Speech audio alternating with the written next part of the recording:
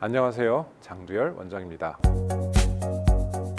체형 치료, 다이어트와 다른 점은? 참 다이어트는 참 평생의 적이죠. 저도 평생 다이어트를 하고 있는데 사실 힘든 부분입니다. 그래서 비만 치료라는 게 있고 체형 치료라는 게 있습니다. 비만 치료는 자기 전체에 있는 지방 세포를 줄여주는 작업이에요. 흔히 말하는 다이어트, 운동 이런 것들이 여기에 포함이 되고요. 체형 치료는 우리가 나는 허벅지만 굵어, 나는 팔만 굵어 그랬을 때 그쪽 있는 지방을 자꾸 못 살게구나, 직접적으로 그 지방을 빼줘서 효과를 내는 시술을 얘기합니다. 그래서 몸에 있는 전체 부피를 줄여주는 거하고 한쪽만 줄여주는 거하고는 이제 차이가 있습니다. 자기는 허벅지 살을 빼려고 다이어트를 했는데 얼굴 살만 빠진다, 그럼 가슴이 작아졌다, 막 그런 얘기를 하시면서 도대체 이 살은 왜 안 빠지는 건가요? 그렇게 얘기를 하시는데 그 이유는 그쪽에 지방세포가 제일 많아서 그러신 거예요. 그래서 이런 경우에는 괜히 다이어트를 했을 경우에 자기가 원하지 않는 부분의 지방이 빠짐으로 인해서 오히려 스트레스가 될 수 있습니다. 근데 이런 경우에는 그쪽에 있는 부분의 군살을 빼기 위해서 체형 치료를 하는 게 맞는 거죠. 클리닉에서 가장 핫한 체형 시술 베스트 3. 제일 효과적인 거는 지방 흡입이 되겠죠. 지방 세포를 직접적으로 빼주는 수술이기 때문에 이제 가장 효과적이고 많은 시술에 지쳐서 가는 종착점이다, 그렇게 말씀을 드릴 수가 있겠고요.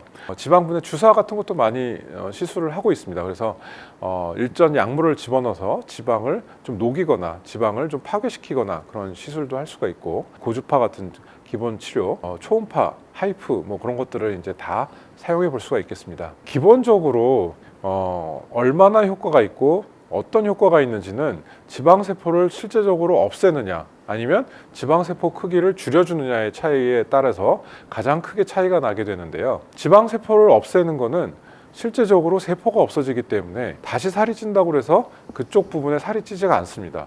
이제 그런 것들이 이제 가장 대표적인 게 지방 흡입이 되겠고요. 지방세포를 줄여주고 그런 것들은 완벽한 효과를 내는 건 아니고 다시 우리가 살이 쪘을 경우에는 살이 다시 찔 수 있는 그런 결과를 보이게 됩니다.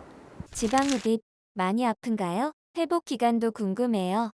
이거는 사실 지방 흡입을 잘 하느냐 못 하느냐의 아주 중요한 문제인 것 같습니다. 이제 저희 병원에 와서 재수술을 하러 오시는 분들이 되게 많거든요. 근데 재수술 하면서 하시는 말씀이 이번에는 정말 안 아프네요, 그런 말씀을 제일 많이 하세요.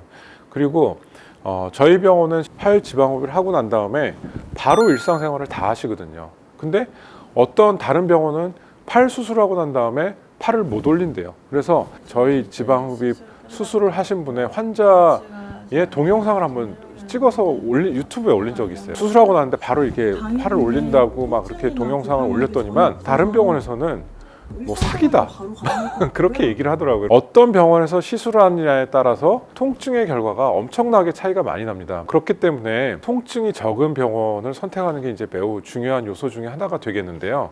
통증이 생기는 이유는 두 가지입니다. 감각신경 조직은 피부에 많거든요. 그래서 그 피부를 자꾸 건드리는 경우, 아니면 밑에 있는 근육층을 자꾸 건드려 가지고 피가 나는 경우, 그런 경우가 될 수가 있겠는데요. 우리가 지방 흡입을 제대로 잘 피하 지방 조직만 잘 뺐을 경우에는 통증들이 생기지 않고 피도 나지 않는 결과가 나오게 됩니다. 그런 병원을 환자가 알아내기 쉽지 않은 것 같아요. 저희 병원의 예를 들자면, 저희 병원은 수술하고 난 다음에 저희가 뽑은 지방 통을 사진을 찍어서 다 보내드려요. 이제 환자분들은 뭐가 다를까 생각하시겠지만 그 지방 통을 보여드린다는 거는 이만큼 피가 안 났다, 순수 지방만 잘 뽑았다, 이렇게 많이 뽑았다, 이렇게 보여드리는 거거든요. 그리고 제가 정말 좀 이게 방송을 통해서 꼭 얘기하고 싶은 부분은 뭐냐면은, 지방을 조금 뽑아 놓고선 되게 과장되게 얘기하시는 분들이 계시거든요.